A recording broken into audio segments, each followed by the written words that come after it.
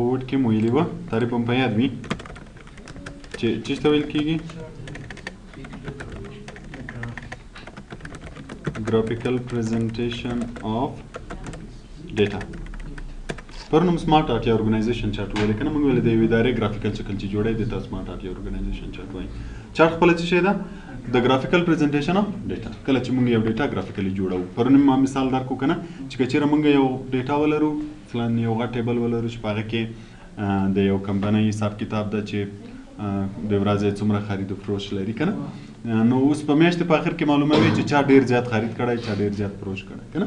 نو که چېرته په عددو کې وي ته ګورې مجبور یو په یو وګورې بیا عدد وګورې چې کوم یو زیات ده کوم یو ټیټ ده کنه نو که چېرته موږ چارټ جوړ کړو ګرافیکلی یې جوړ کړو نو هغه به موږ ته د ګراف د رسم په شکل کې ښیي که د چا لاین جګ وو ګراف یې جګ وو نو موږ وایو چې د زیات خرید فروش کړی او که د چا کم وو هغه کم خرید فروش کړی یا مثلا یو اداره کې تشکیلات جوړوي د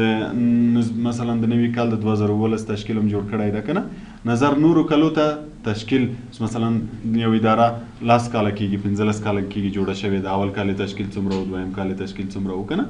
یو چاته تشریح کوي چې د دې ادارې اول کال تشکیل دومره و دویم دومره دریم که په عددو کې وي نو ته مجبور ورته وایي چې دغه ډپارټمنټ په دې کال کې دومره و د دې دومره و کنه اول کې زیات وروسته زیات و دا به یې ورته معلومه وي خو که چېرې چارټ یې جوړ وي نو په لاینو کې په ګراف کې به شکل کې به ښیي که نه چې په دې کال کې لاین دومره ده په دې کې دومره په دې کې دومره جګ و ټیټ به یې په اسانۍ سره معلومېږي پوه شوې نو دلته هم همداسې که چېرته غواړې چې یو چارټ جوړ کړو مثلا زه یو ټیبل لرم د بعضو کسانو نه مې امتحان اخیستی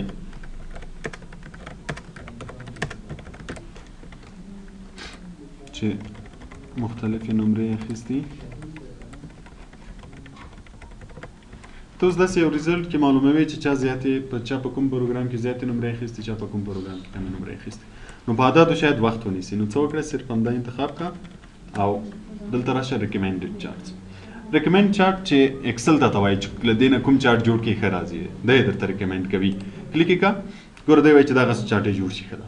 خو دلته ګوره نور ډیزاینونه هم شته ته کولی شې چې نور پکې انتخاب کړي آل چارټ ته راشه دلته ټول چارټونه لري کوم چې مونږ په وورډ کې مو ویلي وو که نه خو زیات کوم یو استعمالیږي دغه کالم دغه یو کې زیات استعمالیږي ګوره د ریکمنډ کې م اول همدا یو درکړی چې دغه یو کې استعمال کړي نو همدا به استعمال کوو اوکې که ګوره دلته به چارټ جوړ شي چارټ چې هر چېرته ږدې خپل اختیار لري مثلا دغه ځای کې به یې کېږدم نو اوس ګوره چارټ کې به مونږ څو حصې به لرو یو دا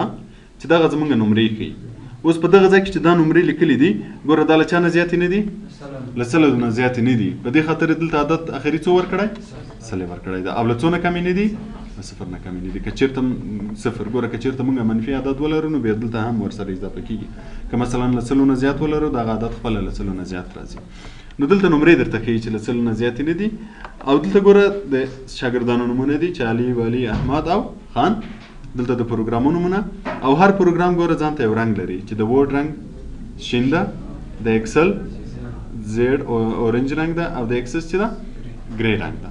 نو اوس ګوره دغه درې رنګونه هر سټوډنټ لري وینې علیم دا درې رنګه لري ولیم چې یعنې علي دا درې رنګه لري یعنې درې پروګرامه یې دي که نه چې دا وورډ ده دا ایکسل ده او دا ایکسس ده کوم یو یې چک ده وورډ او ایکسس مساوي دي څو نمرې دي ګوره دلته له 50 نه جګې دي له شپېتو نه یعنې تقریبا څو راځي 50 راځي که چېرته نمرې دلته زیاته شي دا یو به ورته زیات کړو ګوره لاین به دلته خپله جګ شي نو اوس ګوره دلته به ډېر اسانه معلومېږي چې د علي نمرې په کوم پروګرام کې زیاتې دي وورډ کې زیاتې دي د ولي په کوم کې زیاتې دي د ولي په ایکسس کې زیاتې دي د احمد په وورډ کې او د خان د احسان هم په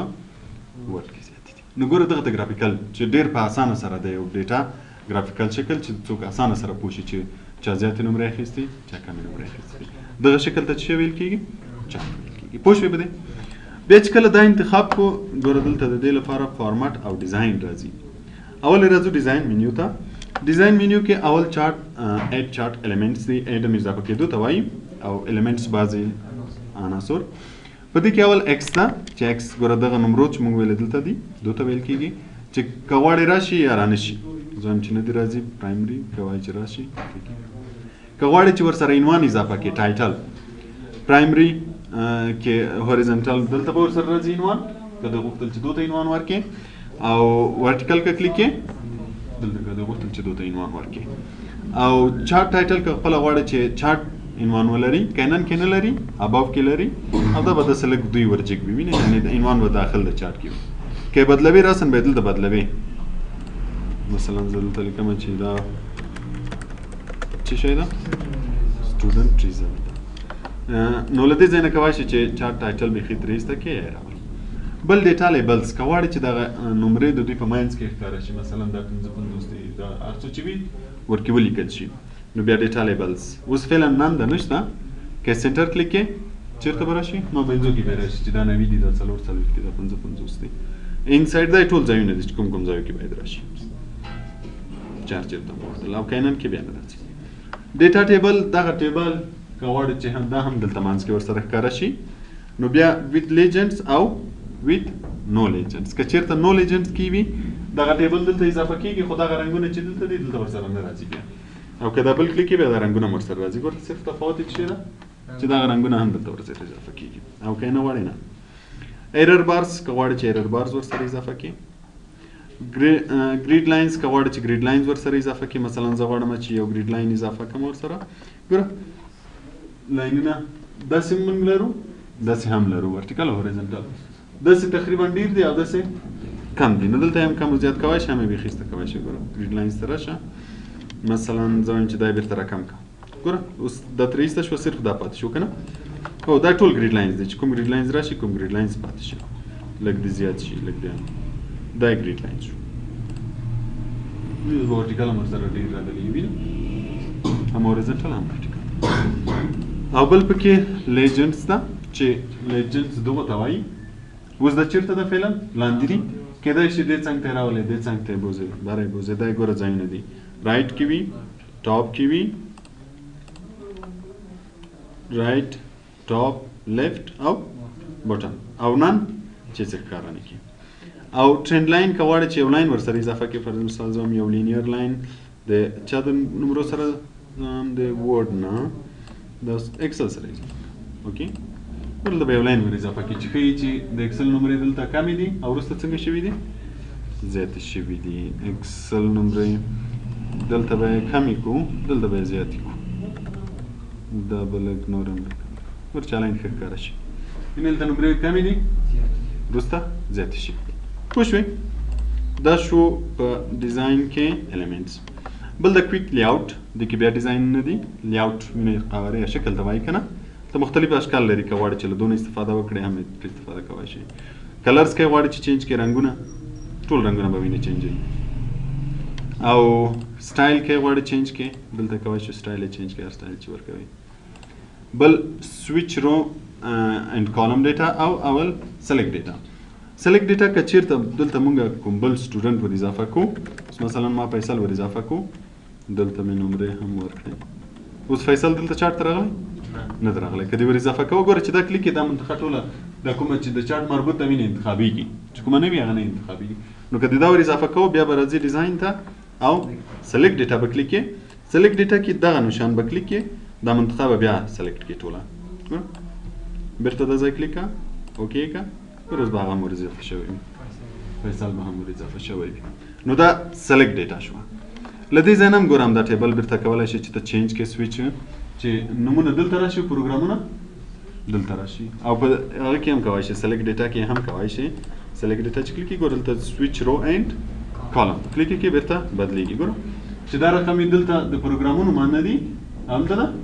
شاګردانو اوس ګوره د ورډ دا رنګ ده نو وینې دا سټوډنټ درې رنګه لري که نه که چېرته سویچ کو بیا به څه وشي دلته به د پروګرامونو مونه راشي او دلته به د شاګردانو اوس ګوره د علي رنګ شین ده نو هر پروګرام کې مونږ شین رنګ لرو چې هغه د چا ده د علي ده چې ګوره په ورډ کې زیات ده اکسل کې کم ده په اکسس کې بیا هم له دې نه زیات ده پوه شوې که هم ډیټا چینجول له دې ځای نه چینجولی شي او که یې ټایپ چینجوې له دې ځای نه کولی شي چې ټایپ یې چینج کړي لکه اول کې چې مونږ ویلي وو که نه مثلا زه وایم چې دغه شکل اختیار کړي بیا به دا شکل اختیار کړي خو دا مختلف اشکال مختلفو ځایو کې استعمالولی شئ که چېرته هم ډیټا داسې کمه وه صرف د یوه کالم وه د دوو کالمو وه نو بیا کیدای شي له دغه نورو نه استفاده وکړئ مثلا دغو ټایپو نه زیات استفاده وکړئ او که داسې ډېره مغلقه ډیټا وه بیا همیشه له دغه کالم نه استفاده کوئ چې ډېره ډیټا وي پکې پوه شوئ موو چارت که غواړئ چې بل شیټ ته واړئ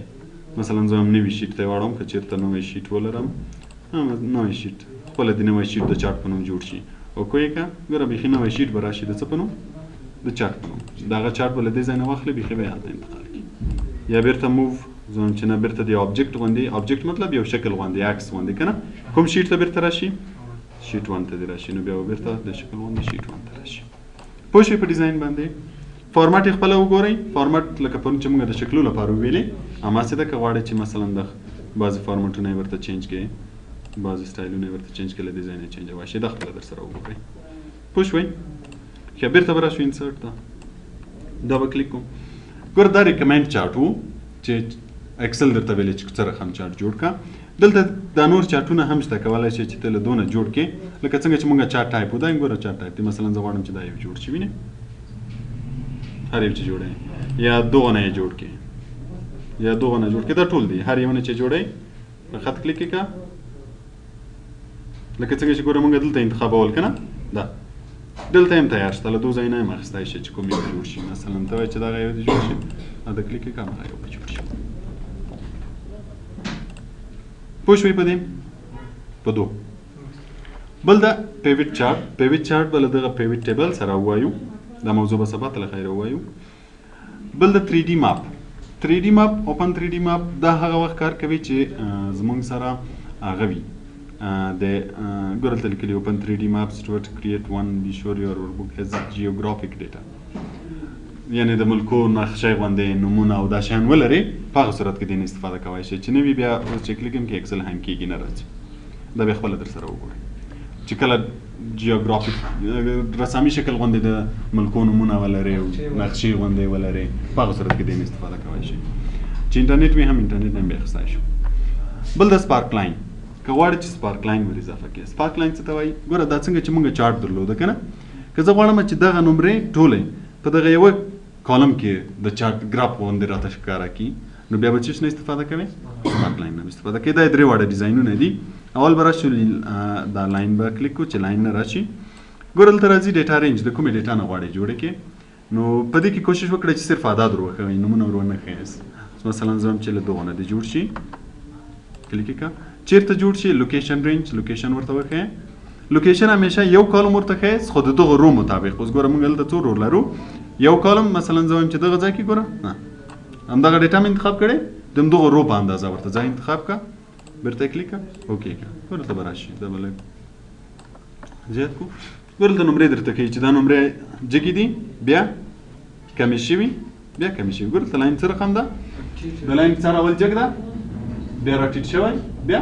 بیرته تقریبا لږ جګ شوی چې دغه درې نمرې درته ښیي چې دا نمرې اول لږ جګې دي اول زیاتې دي بیا لږ کمې دي بیا بیرته لږ جګ شوي اوس ګوره دا لاین چې بیا ده وینې اول نمرې جګې دي بیا هم تقریبا جګې دي په درېیم کې څنګه شوي ټیټې شوي دي دغه ته سپارک لاین وایي چې د دغو ډیټا په دې کې چې کله زیات کمې کېږي دلته بیرته درته ښیي اوس مثلا زه دا نمرې کمې کړم شلې کړم ګوره څنګه شو اوس په اول کې کم شو په آخر کې زیات شو وینې مسلسل داسې زیات شوی دغه ته سپارک لاین وایي دا نور ډیزاینونه دي که غواړئ چې دا نور نه استفاده وکړئ هم اوس ګوره انسرټ سپارک لاین کالم اول رینج ورته وښیه چې دغه ډیټا ده کلیک یې کړه بیا له دې ځای نه ځای ورته ښیه ځای مې تیار سلیکټ کړی کلیک یې کړه اوکې کړه اوس به ګوره د کالم په شکلو کې درته وښیي لکه څنګه چې چارټ هلته و که نه اوس به ډېر اسانه معلومیږي چې اول کې نمرې کمې دي دویم کې لږ زیاتې دي درېیم کې ډېر دي وینې